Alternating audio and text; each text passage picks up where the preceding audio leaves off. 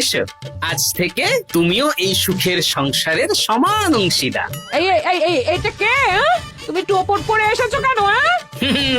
নতুন গিন্নি, তুমি আমার পুরনো গিন্নির কথায় বেশি কান দিও না। আমি যা বলবো তাই শুনবে। তুমি আমার জন্য রান্না বান্না করে দেবে তো? আমি একটু একটু বায়না করবো, সব শুনবে তো? তুমি বিয়ে করেছো? ও মা গো, আমার কি সর্বনাশ হলো গো। আজ এই জলে রাজবাড়ির রান্না হবে। মহারাজ, আমরা সবাই চাই আপনি এই পানীয় জলের সরোবরের ব্যাপারে কিছু বলুন। কৃষ্ণনগরের মানুষের দীর্ঘদিনের ইচ্ছে আজ সফল হয়েছে। আমাদের রাজসভার সকল সভাসদদের জন্য এতদিন পরে একটা পানীয় জলের সরোবর হয়েছে। প্রত্যেক সপ্তাহে এই সরোবরে বিজ্ঞানীর বানানো রাসায়নিক মেশানো হবে, যাতে জলে কোনো রকম জীবাণু না থাকে।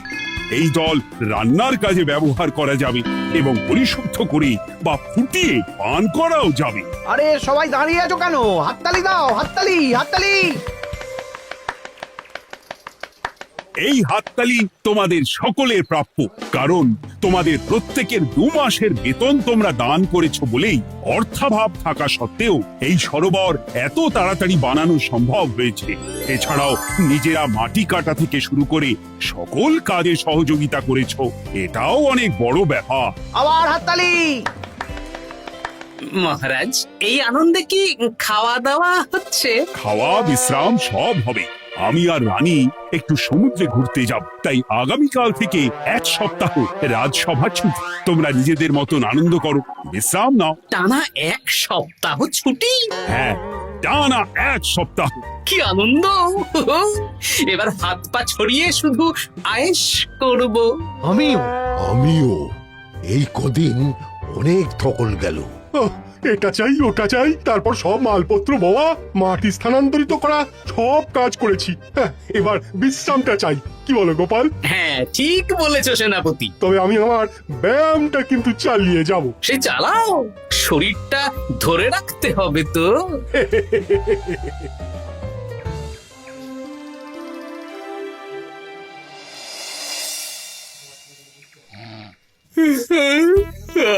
বলি এত ঘুম তো ভালো নয় গো, একটু ব্যায়ামও তো করতে পারো, বুড়িটা একটু কম তো। কি হবে গিন্নি, সুস্থ শরীরকে ব্যস্ত করে এই বেশ ভালো আছি, সুখে আছি। একটু শরবত করে দাও তো। নিজেও তো করে নিতে পারো। আচ্ছা, গিন্নি মানে কি? কি? গৃহিণী, অর্থাৎ যে গৃহের কাজ করবে। আমি যদি ঘরের কাজ করতাম তাহলে তুমি আমাকে গিন্নি বলে ডাকতে। ব্যাপারটা কি ভালো শোনা তো? শরবতটা বানাও দেখি। লোকটার যেন আর তর্স হয় না।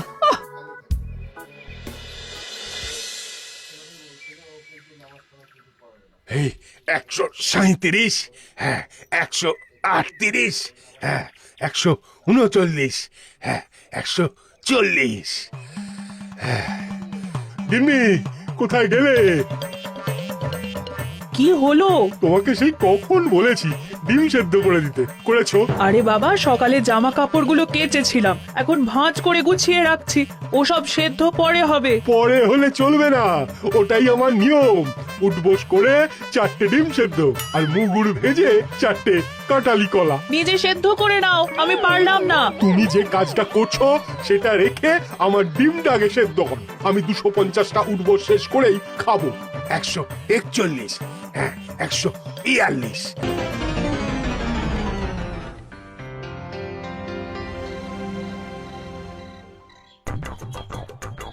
ও গিন্নি, তোমার পিঠে একটু সুড়সুড়ি দিয়ে দাও তো। আমি এখন সন্ধে দেব, সুড়সুড়ি টুসুড়ি দিতে পারবো না বাপু। তুমি তুলতুলে হাতে সুড়সুড়ি দিলে ঘুমটা তাড়াতাড়ি চলে আসবে। সন্ধেবেলা ঘুমোবে কেন? যাও একটু পায়চারি করে এসো। না, এখনো তো পায়চারি না, এখন শুধু বিশ্রাম। দাও দাও দাও দাও, সুড়সুড়ি দাও, সুড়সুড়ি দাও। এই লোকটা জ্বালিয়ে মারলো। গিন্নি, একটু ওই কাঁচা লঙ্কা, কচি শসা, কুচো পেঁয়াজ আর ওই সর্ষের তেল দিয়ে মুড়িটা মাখো, বুঝলে? তুমি তো নিজেও মেখে নিতে পারো বাপু, সব কিছুতে আমাকে কেন আদেশ করো? আদেশ না লক্ষ্মী বউ, আমার অনুরোধ। তোমার মতন মুড়ি কি আমি মাখতে পারি? না না না, মেখে বেলা দেখে মেখে বেলা মেখে বেলা। একটা কাজ নিজের হাতে করবে না, ওহ কি জ্বালাতন রে বাবা।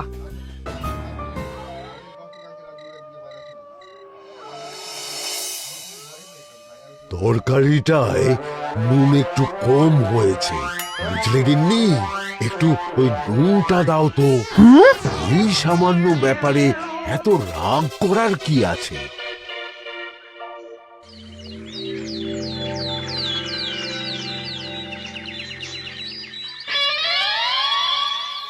এই একটু জল ভরে নিয়ে যাব, একটু শান্তিতে রান্না করব, তার জো নেই।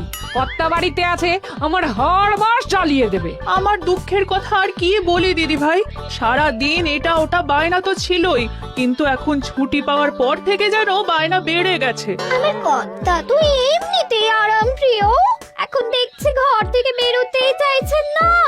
সারাক্ষণ শ্বশুরে দাও, এটা খেতে দাও, হাত পা টিপে দাও। আর যদি না কথা শুনে উল্টে বলি নিজে করে নাও, তাহলেই বাবুর গোসা হয়।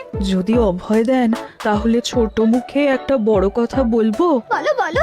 আপনারা একটা কাজ করতে পারেন, যখনই আপনাদের কর্তারা আপনাদের কিছু একটা কাজ করতে বলবেন, তখনই বলে মুখ ঘুরিয়ে নেবেন, দেখবেন তারপর সেই কাজ নিজেই করে নিচ্ছে। কিন্তু এতে যদি রাগ করে? রাগ করে আর করবেটা কি, সেই তো দিনের শেষে নিজের ঘরে নিজেকেই ফিরতে হবে। বরং আপনাদের এড়িয়ে যাওয়া দেখে ভাববে আপনারা হয়তো রেগে আছেন, তেতে আছেন, সেই ভয়ে নিজেরাই নিজেদের কাজ করে নেবে। ঠিক বলেছো বুচির মা, সোজা আঙুলে ঘি না উঠলে আঙুল বেঁকিয়ে ঘি বের করতে হয়, না হলে ঘিয়ের বোতলে তাপ দিতে হয়। ঠিক বলেছো, তোমার এই বুদ্ধিটা বেশ ভালোই দিয়েছো। আমিও আজকে থেকে এই পদ্ধতিটাই অনুসরণ করব। বেশি কথা বললেই ভাবে বেশি পাত্তা দিচ্ছি, নিজের ওজন ধরে রাখতে হবে। চাপে স্ত্রীদের তপে স্বামীরা কাঁপে। এবার সব কাজ নিজেরাই করবে, আর আমরা শুধু রান্না করে খালাস। করবে মানে করতে বাধ্য হবে।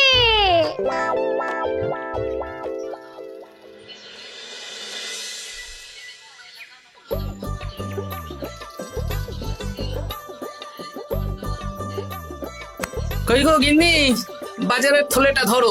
উফ, বাবারে বাবা, কি গরম, চাবিটা ফেটে গেল গো। কই গো, নিয়ে যাও। যা বাবা, কিন্তু কথাই শোনে না। আরে বাবা, আমি কখন থেকে হাঁকছি বাজারের থলেটা নিয়ে যাও, কোনো কথা কানেই তোলো না। এ নাও দেখো, তোমার পছন্দ মতন কই মাছ এনেছি, আজকে তেল কই রেঁধো কেমন।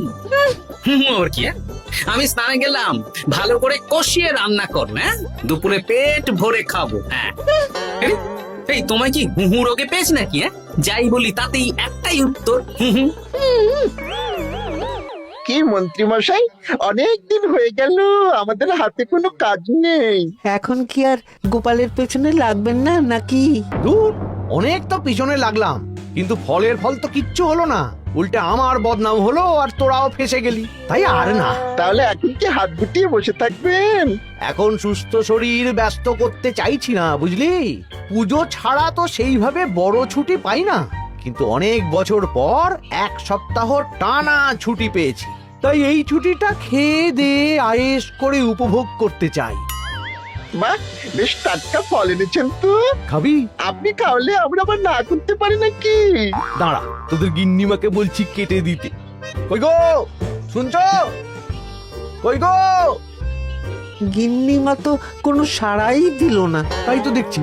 দাঁড়া, আমি রান্নাঘরে গিয়ে বলে আসি।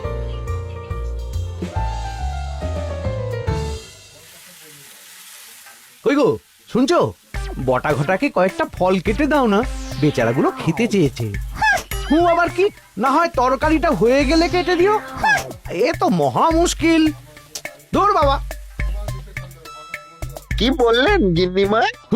মানে মানে বলে মুখ ঘুরিয়ে নিল। হয়তো উনি ব্যস্ত আছেন, সেটা কোনো ব্যাপার না।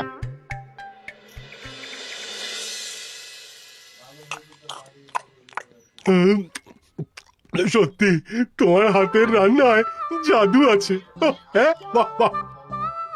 কি হলো গো? হ্যাঁ, সকাল থেকে মুখে কুলু পেটে বসে আছো কেন? তোমার কি কিছু হয়েছে? ওই দেখো আবার হু হু করে। দাও দেখি, আর একটু ভাত দাও। কি গো, ভাত দেবে না? আরে বাবা, তোমার কি রাগ বা অভিমান কিছু হয়েছে? এ তো দেখি কিছুই বলে না। এবার বোঝো ঠেলা, শুধু রান্নাটা করব আর কোনো কিছু করতে বললেই বলে এড়িয়ে যাব। বাধ্য হয়ে নিজেই কাজ করে নেবে। দেখি আজ তেল কইটা কেমন হয়েছে। আহা, এই তুমিও খেতে বসে পড়ো গিন্নি। বাহ, দারুণ হয়েছে গিন্নি। একটু ঝাল হয়েছে, কিন্তু ভালো লাগে বুঝলে। কি গো, আমি তো একাই বোকার মতন কথা বলে যাচ্ছি। এই তোমার কি হয়েছে বলো তো?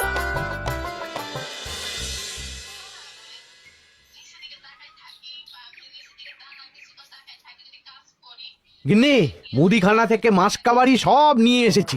এবার জায়গার জিনিস জায়গায় ভরে ফেলো তো। কি হলো গো, ভরবে না? কি গো, রাগ করেছো আমার ওপর? নিচে নিচে ভরো ভরো নিচে।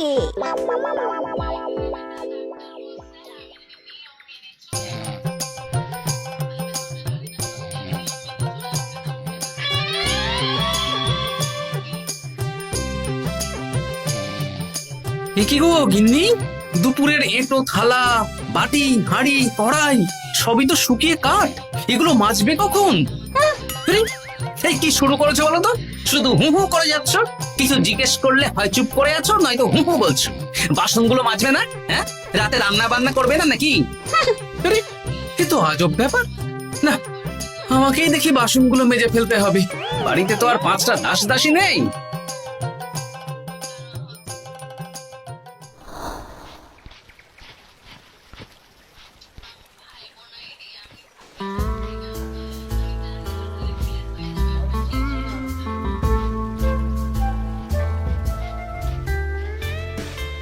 এ কি দাদু, তুমি বাসন মাজছো? কি আর করবো, তোদের দিদার রোগ হয়েছে। কি রোগ হয়েছে দাদু? হুহু রোগ হয়েছে, হুহু রোগ। সেটা আবার কি? আমি কিছু জিজ্ঞেস করলেই হয় চুপ করে আছে, নয়তো হু হু করছে। কি কর দাদু, 1 সপ্তাহ ছুটি পেয়েছো, কোথায় আইস করে কাটাবে তা না তুমি বাসন মাজছো। কি আর করবো বল, সবই ভাগ্য। আরে দাদু, তোমার যে ঘটে বুদ্ধি আছে না, তুমি ভাগ্য বদল করে দিতে পারো। হ্যাঁ, দিদা পুনো ওল হলে তুমিও তো বাঘাতে তোল। আর দেখি কবে ঠিক হয়, নইলে তো কিছু একটা ব্যবস্থা করতেই হবে। এভাবে হু হু শুনে তো আর থাকা যায় না, বিরক্তিকর। আরে গোপাল যে, তুমি পুকুর ঘাটে কি করছো? এই দুপুরের বাসন মাজছি। ও, বাসন মাজছো? মাজো মাজো, আমিও কাপড় জামা কেচে বাড়ি ফিরছি।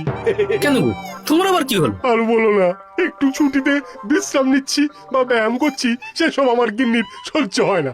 কিছু করতে বললেই হু হু করছে। তোমার গিন্নিও হু হু করছে? শুধু আমার না গো গোপাল, মন্ত্রীমশাই আর রাজবৈদ্যের গিন্নিও। এদের কি একসাথে ছোঁয়াচে হু হু রোগে পেয়েছে নাকি? হ্যাঁ, তাই তো মনে হচ্ছে সবার গিন্নি শুধু রান্না করছে আর কিচ্ছু কুটো নেড়ে দুটো করছে না। হ্যাঁ, আচ্ছা বুঝেছি, আমরা যে বিশ্রামে আছি সেটা এদের সহ্য হচ্ছে না। কি করা যায় বলো তো? আমাদের বউ যখন কাজ করছে না, তখন নতুন বউ আনতে হবে, মানে আবার বিয়ে করতে হবে। কি যাতা কথা বলছো গোপাল? মানে ব্যাপারটা হলো গিয়ে,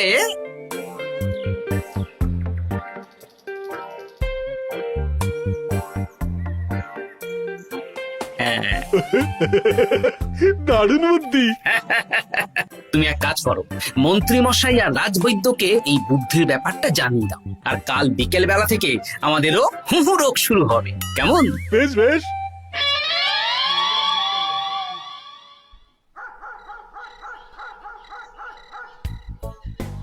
অগিন্নি, বাসনগুলো সব মেজে এনেছি, এবার তো ওঠো।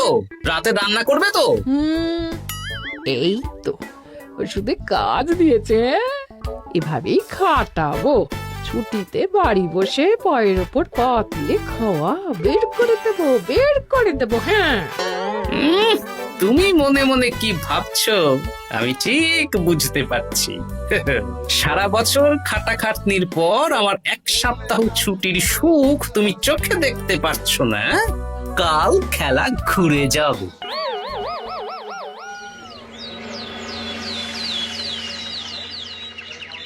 আজ থেকে আমার আর কোনো উপকার তোমাকে করতে হবে না গিন্নি। আমি নিজের ব্যবস্থা নিজেই করে নেব। হ্যাঁ, মানুষটা সেজে গুজে গেল কোথায়? চললাম। কোথায় যাচ্ছি? গলায় মালা, এত সাজগোজ, কি ব্যাপার? বাবারে বাবা, আতরের গন্ধে ঘরটা ম ম করছে। এলাম। হুম।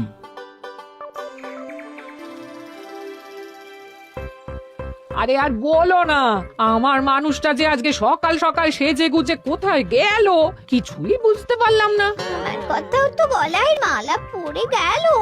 আমার কর্তা তো রজনীগন্ধা ফুলের আতর মাখছিল। কোথাও কি কোনো নিমন্ত্রণ আছে নাকি?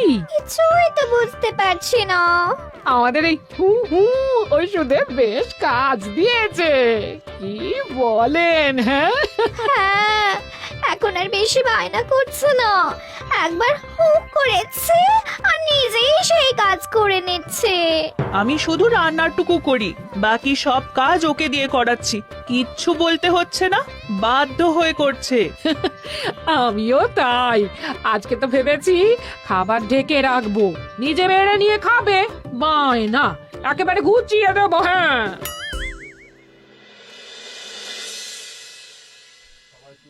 সকাল থেকে সন্ধে হয়ে গেল, বাড়িতে এখনো এলো না। মানুষটা কোথায় গেল রে বাবা? এসো এসো নতুন গিন্নি, এসো। আজ থেকে তুমিও এই সুখের সংসারের সমান অংশীদার। এইটা কে? তুমি টোপর পরে এসেছো কেন? নতুন গিন্নি, তুমি আমার পুরনো গিন্নির কথায় বেশি কান দিও না। আমি যা বলবো তাই শুনবে। তুমি আমার জন্য রান্না বান্না করে দেবে তো? আমি একটু একটু বায়না করবো, সব শুনবে তো? তুমি বিয়ে করেছো? ও মা গো, আমার কি সর্বনাশ হলো গো!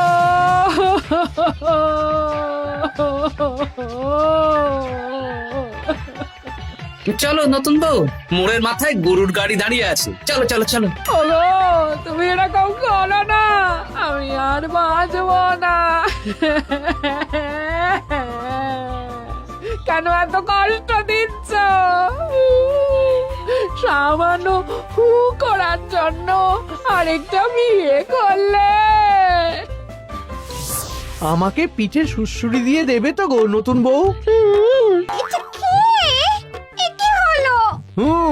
আমার বন্ধু বান্ধবরা এলে তাদের একটু ফল জলখাবারের ব্যবস্থা সব তুমি করবে তো? ও মা গো, এ কি সর্বনাশ হলো আমার! এই আমার সাথে এটা করতে পারলে আমি কি অপরাধ করেছি? দেখো, ঘরের কাজ আর আমার একটু আধটু বায়না, এগুলোই তোমাকে সামলাতে হবে, বুঝলে? তাহলেই তোমাকে রানী করে রাখবো, কেমন? এই, এটা কে? আমি বেঁচে থাকতে তুমি আবার বিয়ে করলে? ওর কথা শুনো না, তুমি আমার দুয়ো রানী। এ তো দেখছি বড্ড কান্নাকাটি করছে। চলো দুয়ো রানী, আমরা কদিন একটু ঘুরে আসি। চলো, এখনই যাবো। না না না, আরে ওর কথা শুনো না, আমরা ঘুরবো। মোড়ের মাথায় গরুর গাড়ি দাঁড়িয়ে আছে। চলো চলো।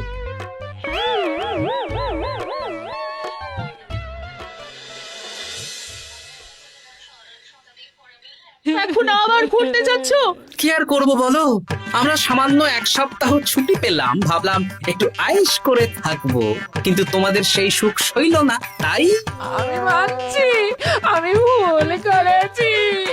তা বলে তুমি আরেকটা বিয়ে করে নেবে? ওকে মালা পরানোর সময় তোমার বুকটা একটু কাঁপলো না? আমার মুখটা মনে পড়লো না? এটা তুমি কেন করলে? আমাকে একটু বুঝিয়ে বলতে আমি আবার আগের মতো তোমার ছোট ছোট বায়নাগুলো পূরণ করে দিতাম। তার জন্য বিয়ে করলে? তুমি কি নিষ্ঠুর? হ্যাঁ? তোমরা সবাই নিষ্ঠুর। নিজেদের একটা স্ত্রী থাকতে আবার দিতে হবে। কি আর করবো, স্বামীর সামান্য আবদার স্ত্রী না রাখলে তো কোনো সংসারই সুখের সংসার হতে পারে না।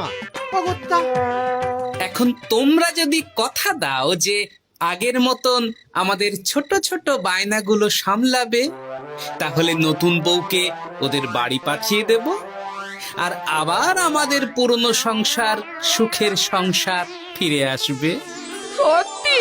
হ্যাঁ, বেশ কথা দিলাম। দাও দাও মুখ পুরীকে বাড়ি পাঠিয়ে। মুখ পুড়ি নয়, পোড়া। এই যে সভাকবি, ঘোমটাটা তোলো তো। কটা ঘুমটা তোল। ঘটা ভোলা, তার মানে তোমরা কেউ বিয়ে করোনি? না, তোমাদেরকে পথে আনার জন্য একটা ছোট্ট বিয়ের অভিনয় করলাম। আচ্ছা, এবার তো অভিনয় বুঝে গেলাম। এবার যদি তোমাদের বায়না না রাখি, তাহলে সত্যি সত্যি আমাদের বিয়ে করতে হবে। হ্যাঁ? নয়, হ্যাঁ।